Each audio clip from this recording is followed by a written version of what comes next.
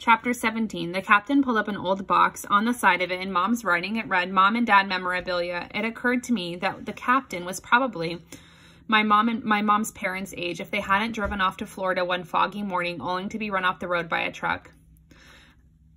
I'm an ornithologist. I think I forgot to mention that.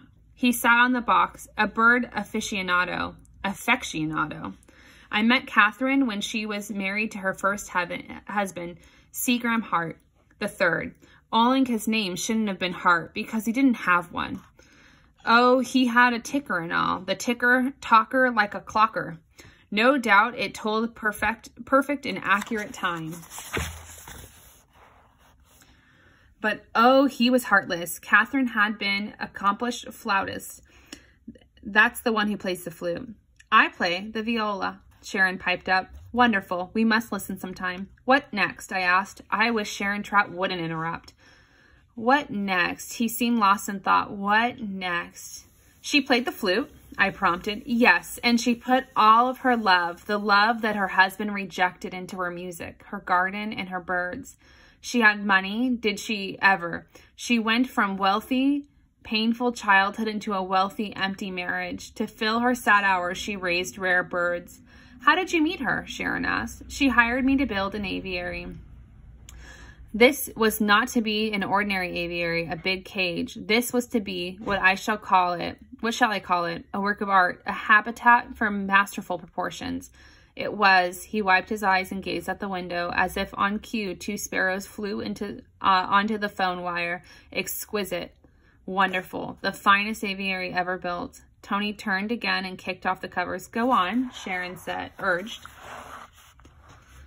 Every morning, I toiled on that aviary, and Catherine played the flute. In afternoons, we had tea together and talked for hours. Oh, the things we talked about. Botany, music, God, books. We both loved Dickens and the way the world was divided in his books into good and evil people, which is how, in reality, life is. It took twice as long to complete the job as I had planned. Then, one sad day, the aviary was completed. We had attempted just about everything that could be added. Her husband was pressuring us to finish. We had our last day together, a little ceremony, a celebration, a coronation, a commemoration. I presented her with the key to the beautiful gold aviary, lock inlaid with a mother of pearl. She said she paid me with a profusely large check. I started to leave, but turned back. Do you know what she had done? What? Sharon asked. What? I echoed. She had locked herself into the aviary. I'm in a cage, she said. It may be beautiful. It may be fancy. Again, he gazed out the window. Other birds had joined in the parade on the phone line. They were blackbirds, pigeons, and a couple of crows. It seemed like they were listening. The captain pointed at them. Happy as clams, aren't they? Why do people say that? Clams aren't really happy, just secure. Where was I? She locked herself in, we exclaimed. We ran away together, he smiled. We moved to Nova Scotia, where I painted houses, mended fences, and she worked as a children's librarian. The nursery rhymes, I said. Oh, she loved all those stories and rhymes. See, she could never have children, and that was her way of completing. What about her husband? Sharon asked. He tried to find us, and we were very afraid he would. You see, he was a powerful man. There was no telling what he would have done. Years passed. We figured he'd meet someone else, some other unfortunate soul, and divorce Catherine, the deserting wife, you know. But come to find out, he never did. I like to imagine that in part of his dead heart, he knew that he'd lost. The captain sighed. We had 35 wonderful, happy years together, the first happy years of her life. I'd always been a drifter before, but when I met Catherine, I settled down. I never went to the sea again, never left her side except to earn our meager bread. And did she mind? Sharon asked. Mind what? Sharon blushed. Not being, rich? Not a scoop, not a hula hoop, not a Fruit Loop, because you see, she was happy. But why did you think her name was Bertha? I asked. Captain Blue tapped his shiny forehead. 35 years of sharp as a whip, but then all of a sudden she began to do strange things. She would mix up words and nursery rhymes and shelve the books in the wrong places. The library had to let her go. At home, she put her hats in the oven and her pots in the pans in the hat rack. She'd disappear, and I'd have to chase after her, but got to the point where she didn't know who I was. Tragic, Sharon gasped. Yes, it is, for me. For her, she still seems happy. I think that shedding the weight of her past, her childhood, the heartless Mr. Hart, oh, you know, you can be trapped by your past, and surely, as your name is Sharon and Aaron, or even Baron and Karen. Where is she? I asked. The captain jolted suddenly and stood up. It was as if I had pulled out of the past with my question.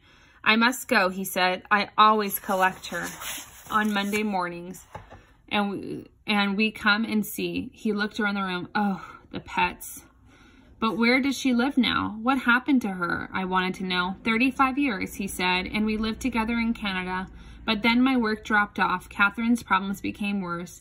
There were many expensive visits to the doctors. I got an offer of a job in Cleveland, and for a while we had a small apartment. But then we had to move ourselves into retirement housing, subsidized by the state. That's a fancy way of saying old people home. Old. He spit out the word. Nothing old about Catherine and me. Or just a few things, he admitted. What's worse, because we weren't married, we had to live in separate wings. That is where this apartment comes in. Did you live here? Sharon whispered. No, but we came here on occasion. The pets amused her greatly and made her feel like she was at home. We'd always had lots of pets. So where is she now? The apartment? I'm afraid not. Just last week I became persuaded to check her into a different kind of facility, the one that would see her safety and care. It's called Memorial Home. It's for people who don't remember. So, you see, we use this apartment less and less. Sadly, she's allowed outings only twice a week at the Memorial Home. Today is the day. Why don't you bring her to the pet store? Sharon volunteered. The captain nodded. I don't think your parents would like that. I mean, she does get rather loud when she's excited. And when they find out that I've been intruding and interloping in their apartment, thieving and borrowing their creatures, they'll have me thrown in jail. They won't, I said. I mean, I don't think that they will, if you explain. I'll do it, he decided. I'll bring Catherine here this afternoon. Tony twitched and kicked his legs. He reminded me of a sleeping dog, dreaming and chasing rabbits. The captain adjusted his cap. I must fly, he said. Thank you, children, for listening to my story. You will come back, I asked. As sure as God made little apples, he offered, and strawberries and peaches and artichokes and cinnamon buns. He left. We listened to his light steps go down the stairs. Wow, Sharon said. Double wow, I echoed. I'm sorry I'll miss that. Why? I felt truly disappointed. My mom's coming back this morning. Really? Uh-huh. Well, can't you just slip out for a little while? She'll want me to spend every second with her for a week or two until her conscience is eased.